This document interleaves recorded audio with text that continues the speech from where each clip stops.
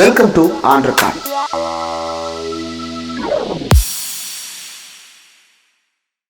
Welcome to on record. இன்றைக்கு நம்மோடு நேர்காணலுக்காக சிறப்பு விருந்தினராக மூத்த பத்திரிகையாளர் திரு ஆர்கே அவர்கள் இணைந்திருக்கிறார். அவரோடு பேசலாம். சார் வணக்கம். வணக்கம். ராமதாஸ் அவர்களுடைய பிரஸ் மீட், பல்வேறு குடும்ப விவகாரங்கள், வீட்டுக்கு உள்ளுக்குள்ள அப்பாவுக்கும் மகனுக்கும் நடக்கக்கூடிய நிறைய நெகோசியேஷன் ப்ராசஸ் உள்ளிட்ட விஷயங்களை எல்லாம் இன்னைக்கு பத்திரிகையாளர் சந்திப்புல கண்கலங்க சொல்லி இருக்கிறார். ஒரு கட்டத்துல பேச முடியாம பிரிண்ட் அவுட் எடுத்து பக்கத்துல இருந்தவர் அதை வாசிக்க அதை ஆமோதித்து ராமதாஸ் அங்க அமர்ந்திருந்தார். இந்த பிரஸ் மீட்டை எப்படி பாக்குறீங்க சார்? மன உளைச்சலுக்கு ஆளான ஒரு தகப்பனார் தன்னுடைய மகனை பற்றி வருந்தத்தக்க விஷயங்கள் பகிர்ந்து கொள்ளக்கூடிய ஒரு இடம் ஒரு பக்கம். அடுத்ததாக ஒரு கட்சி தலைவர் அந்த கட்சிக்கு அடுத்ததாக வாரிசாக நியமிக்கக்கூடிய ஒரு நபரை பற்றி பேசுகின்ற குமரல், கட்சியை பற்றின ஆதங்கம், கட்சியினுடைய ஃபியூச்சரை பற்றின்ற அந்த கவலை, இது எல்லாமே கலந்த ஒரு விஷயமாகத்தான் நான் பார்க்கிறேன். கட்சியினுடைய கவலை அப்படின்றதெல்லாம் 2022 முடிவு எடுத்துட்டார்ல சார். அவர் தான் அன்புமணி ராமதாஸ தலைவரா நியமிக்கிறார். அதற்கு பிறகு இவருக்கு நிறுவனர் அப்படின்ற ஒரு பொது மதிப்பை தவிர கட்சிக்குள்ள எந்த செல்வாக்கும் இல்லை.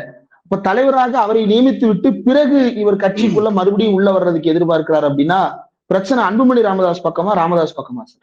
இல்ல, நீங்க லாஜிக்கலா பார்த்தா நிச்சயமாக நீங்க சொல்றது கரெக்ட் தான். டாக்டர் ஐயா பக்கம் தான் தவறு இருக்கிறது. ஏன்னா கட்சியை கொடுத்து விட்டார், இனிமே அதுக்குள்ள போய் ஏன் நோட்டிட்டு இருக்கீங்க கேள்வி நிச்சயமாக பலரும் கேட்கக்கூடிய கேள்வி, அதாவது கொச்சையாக கேட்கக்கூடிய கேள்வியா இருக்கிறது. ஆனால் நீங்க இந்த ஒரு பயணம் பாருங்களேன், அதாவது ஒரு ரொம்ப ரெலவெண்டான இருந்த கட்சி, ஒரு 90களினுடைய இறுதியிலிருந்து ஆரம்பித்துக் கொண்டு ஏறத்தாழ 2009 வரை மிக மிக ரெலவெண்டான இந்த அரசியல், தமிழக அரசியலானாலும் சரி, தேசிய அரசியலானாலும் சரி. தேசிய அரசியல் இந்த அளவுக்கு செல்வாக்கு இருந்த கட்சி இருக்குமான்னு கூட நமக்கு தெரியாது. ஒரு மத்திய அமைச்சர் எல்லாம் வைத்துக்கொண்டு பயணித்த ஒரு கட்சி. அப்கோர்ஸ் அதுல ஊழல் குற்றச்சாட்டுக்கு ஒரு நபர் ராஜினாமா பண்ண வேண்டியதா இருந்து அதெல்லாம் அடுத்த விஷயம். பட் இருந்தாலும் கூட மத்திய அரசாங்கத்திலேயே இந்த அளவுக்கு ஒரு ஹெல்த் மினிஸ்டர் அளவுக்கு இருந்த ஒரு கட்சி. அந்த கட்சியினுடைய பயணம், அதன் பிறகு இருந்த பயணம் இருக்கு இல்லையா, 2016 ஒரு பெரிய எக்ஸ்பெரிமெண்ட் நடத்துறாங்க. அந்த எக்ஸ்பெரிமெண்ட் ரொம்ப தவறாக போகுது. அதாவது கட்சியை தாண்டி இல்ல, ஜாதியை தாண்டி நாம் தமிழக மக்களோடு பயணிக்க வேண்டும், தமிழக மக்கள் நம்மளை அரவணைப்பார்கள் என்ற அந்த எதிர்பார்ப்பில் வந்த அந்த விஷயம் இருக்கு இல்லையா, அதுல இருந்து ஆரம்பித்து பார்த்தோம்னா எல்லாமே தொடர்ச்சியாக தோல்விகள் தான். அதாவது மகன் எப்போ இன்சார்ஜா இருக்கிறாரோ அந்த சமயத்துல எல்லாமே மறுபடியும் தோல்விகள் தான். 2024 தான் அதனுடைய உச்சகட்டமாக தன்னுடைய மனைவியே நிறுத்த வைக்கிறார். அது கட்சி ஏதோ அப்பன் மகன் இல்லாத, அடுத்தது மனைவிக்கு போகிறது. இனி அதாவது அடுத்த கட்டமாக எங்க போய் நிற்கும் என்று கூட தெரியாமல் இருக்கின்ற ஒரு சூழ்நிலை. அப்போ 2024 இறுதியிலேயே ஏறத்தாழ ராமதாஸ் முடிவு பண்ணி விட்டார் என்று நான் நினைக்கிறேன். அதன் பிறகுதான் அந்த புதுச்சேரி அருகில் இருந்த அந்த மாநாட்டில் கூட அவர் பேச வேண்டிய ஒரு சூழ்நிலை வருகிறது.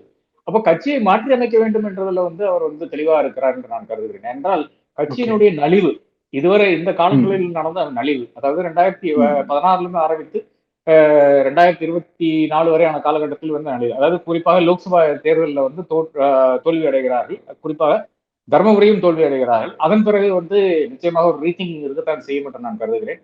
அப்போ அதை திரும்பி பிடிக்க வேண்டும் என்று, அதாவது ஒரு தவறை செய்துவிட்டு அதை திருத்தாமல் இருக்கிறதான் தவறை தவிர அதை தவறை நீங்க திருத்திக் கொள்வதை நம்ம தவறு என்று கூற முடியாது. அதுதான் இன்னைக்கு டாக்டர் ஐயா செய்திருக்கிறார். ஓகே, பாஜக கூட்டணி வேண்டாம் அப்படின்னு தான் முடிவெடுத்ததாகவும், வேண்டும் அப்படின்னு காலை பிடித்து 2 பேரும் கெஞ்சினாங்க, எங்களுக்கு கொல்லி போடுறதுக்கு நீங்க இருக்கணும் அப்படின்ற அளவுக்கு சொல்றாங்க அப்படின்றதெல்லாம் பதிவு பண்றாரு சார். இப்ப பாஜக கூட்டணி அப்படின்றது கடந்த நாடாளுமன்ற தேர்தல், இப்போ ராமதாஸ் விருப்பப்படி அதிமுகவும் இருக்கு, அன்புமணி விருப்பப்படி பாஜகவும் இருக்கு. அப்ப இது எந்த பக்கம் பார்த்தாலும் ஒரு வின்வின் சிச்சுவேஷன் தானே. இந்த இடத்துல ராமதாஸ் அவர்களுடைய எதிர்பார்ப்பு என்னவா இருக்கு?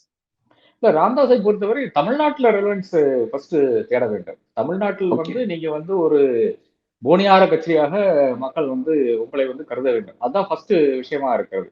அதை யோசித்துத்தான் இப்ப எடப்பாடி பழனிசாமியை இவர்கள் இம்பார்ட்டன்ட் கட்சியாகத்தான் 2021 தேர்தலுக்கு முன்னாலேயே அந்த 10.5% ரிசர்வேஷன் கூட அவர் கொடுக்குறாரு. அப்போ அந்த அளவுக்கு அவர் இப்போ 2021 அவங்க ரெலவெண்டா இருக்காங்கன்னு நினைத்துதான் உள்ள வருகிறார். நான் அதுல 5 பேர் தான் ஜெயிச்சு வர்றாங்க, பாமக ஜெயிச்சு வர்றாங்க. அப்ப அதுலயே ஒரு தொய்வு தான், பெரிய ஒரு தொய்வாக நான் பார்க்கிறேன். அப்ப அதுலயே கொஞ்சம் செட்பேக் ஆகத்தான் இருக்குது. 2024 மறுபடியும் செட்பேக் ஆகிறது.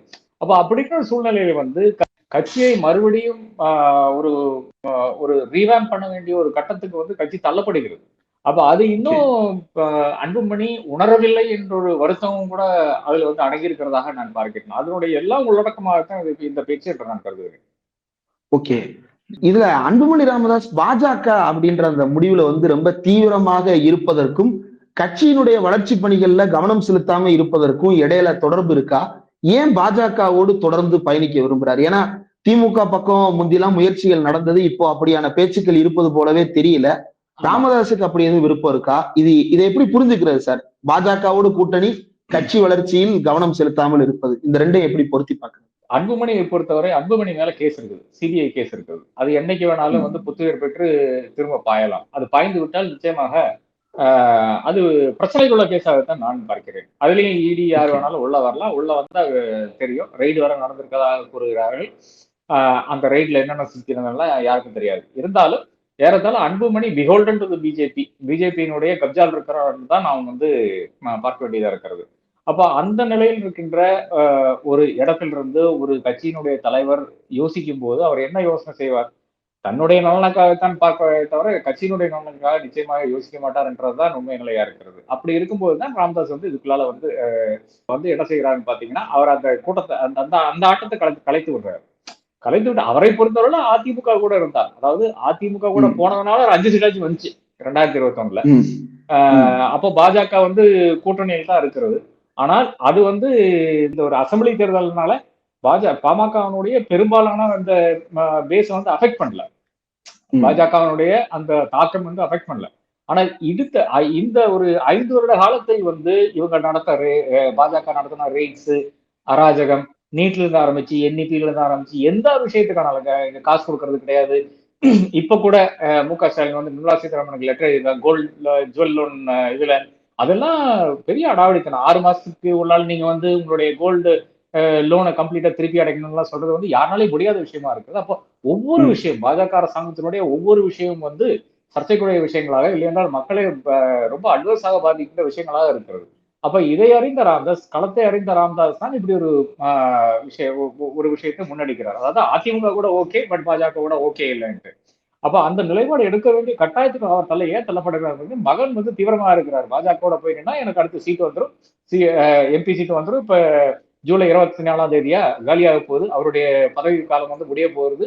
அதை அடுத்து ஏதாச்சும் ஒரு ஸ்டேட்ல இருந்து வரணும். அதுக்கு வந்து இவருடைய கட்சியே கொண்டு அடமானம் வைக்கிற அளவுல இருக்கிறாரு. ஏதாவது ஏறத்தாழ ஜி.கே. வாசன் செய்த அதே விஷயத்தை தான் இப்ப வந்து இவர் செய்யலாம்னு இருக்கிறார். ஜி.கே. வாசனுடைய தந்தையார் வந்து உயிரோடு இல்லை.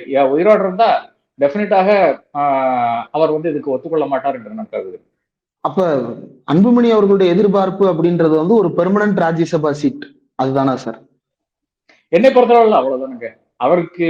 அவருக்கும் ஜி.கே. வாசனுக்கு நான் ஒரு பெரிய வித்தியாசம் காணல. ஏறத்தாழ 2 பேருடைய அரசியல் பயணமும் ஒரே மாதிரி தான் இருக்கிறது. என்ன டாக்டர் ஐயா வந்து உயிரோடு இருக்கிறார், மூப்பனார் உயிரோடு இல்லை. அவ்வளவு அதுதான் வித்தியாசமாக நான் காண்கிறேன். இருந்தாலும் கட்சியை எப்படி யூஸ் பண்ணியிருக்காங்க, பாஜகவுடைய சர்வீஸ்ல வந்து தன்னுடைய கட்சியை எப்படி யூஸ் பண்ணியிருக்காங்க, அதன் விளைவாக கட்சி எந்த அளவுக்கு தமிழ் மாநில காங்கிரஸ் எந்த அளவுக்கு நலிந்திருக்கிறது நான் பார்த்து கொண்டுதான் வரோம், அன்றாடம் பார்த்து கொண்டுதான் இருக்கிறோம். அப்போ ஏறத்தாழ பாமகவுக்கும் அதே கதிதான் என்று ராமதாஸ் ஒருவேளை கருதக்கூடும். அதனாலதான் இந்த நடவடிக்கைகள் தான் என்று நான் கருதுகிறேன். ஓகே. இதுல இப்போ பாஜக கூட்டணி பற்றிய விமர்சனங்களை ராமதாஸ் இப்ப பேசுறது அப்படின்றது வந்து வரக்கூடிய சட்டமன்ற தேர்தலில் என்ன மாதிரியான பாதிப்பை ஏற்படுத்தும்? ராமதாஸ் அன்புமணி வந்து ஒதுக்கி விட்டு ராமதாஸே பொறுப்பு எடுத்துக்கொண்டாலும் அவர்கிட்ட என்ன பிளான் இருக்கு? இல்ல, என்னை பொறுத்தவரை வந்து இன்னும் டைம் இருக்கு. ஜனவரி மட்டும் டைம் இருக்கு. ஜனவரியில தான் ஒரு கூட்டணிக்கான முடிவுகளை அனைவரும் எடுப்பார்கள் என்று நான் கருதுகிறேன். அந்த ஒரு முடிவெடுப்பில் ஒரு வேளை வந்து RSS தாக்கத்தினால் பாஜக அதிமுக வந்து வெளியே போறதுக்கான வாய்ப்பு இருக்கு. இதானுங்க மிக தெளிவா வந்து நமக்கு அனைவருக்கும் தெரியுற விஷயம் என்னன்னு பாத்தீங்கன்னா, நீங்க பாஜக எங்க போய் சேருகிறதோ மைனாரிட்டிஸ் வந்து அதுக்கு எதுக்காகத்தான் வாக்களிப்பார்கள். இந்தியா ஒட்டுமொத்தக்கும் நடக்கின்ற ஒரு நிகழ்வாகத்தான் இது இருக்கிறது. 12% வருகின்ற தமிழகத்தினுடைய மைனாரிட்டிஸ் வந்து நேரா திமுக காங்கிரஸ்க்கு வந்து ஓட் போடும். யாரும் அதுல வந்து வாட்டுக்கிறதே இருக்க வேண்டாம்.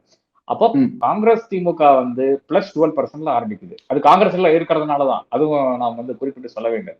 அவங்க வந்து -12% ஆரம்பிக்கிறாங்க. இன்னொரு 25% வாக்குகள் வந்து இந்த அனைத்து கட்சிகளும், அது விடுதலை சிறுத்தைகள், CPM, CPI, அப்புறம் இஸ்லாமிய கட்சிகள், காங்கிரஸ், திமுக எல்லாருமே சேர்ந்து மறுபடியும் இந்த சிறுபான்மை ஓட்டுகளை தவிர ஒரு 25% வாக்குகளை கொண்டு வந்து அவங்க ஜெயிச்சிடறாங்க.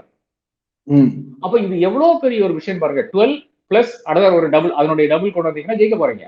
அப்ப இதை ஆர்எஸ்எஸ்க்கும் தெரியும், அனைவருக்கும் தெரியும். அப்ப ஆர்எஸ்எஸ் வந்து இந்த ஒரு வாக்கு வங்கியை தான் சிதைக்க பாக்குறது. அதனாலதான் இப்போ ஒரு ஜோசப் விஜய் களத்தில் நிற்கிறார். ஆர்எஸ்எஸ்னால வந்து நிக்கிறாருன்னு சொல்ல முடியாது, இருந்தாலும் ஏதோ ஒரு தாக்கத்தினால வந்து நிக்கிறார். ஆனால் இந்த தேர்தலில் நிச்சயமாக இந்த மைனாரிட்டிஸ் வந்து விஜயை நம்ப போறது கிடையாது. ஏனென்றால் ஜோசப் விஜய் வந்து அவர் எங்க நிக்கிறாருன்னு ஃபர்ஸ்ட் வந்து தெளிவுபடுத்த வேண்டும். ஒரு 2 தேர்தலுக்கு பிறகுதான் அவரை வந்து நம்புவார்கள். அப்ப அதுவரை திமுகவுக்கு இந்த வாக்கு வங்கி அப்படியே, திமுக காங்கிரஸுக்கு இந்த வாக்கு வங்கி இருக்கிறது.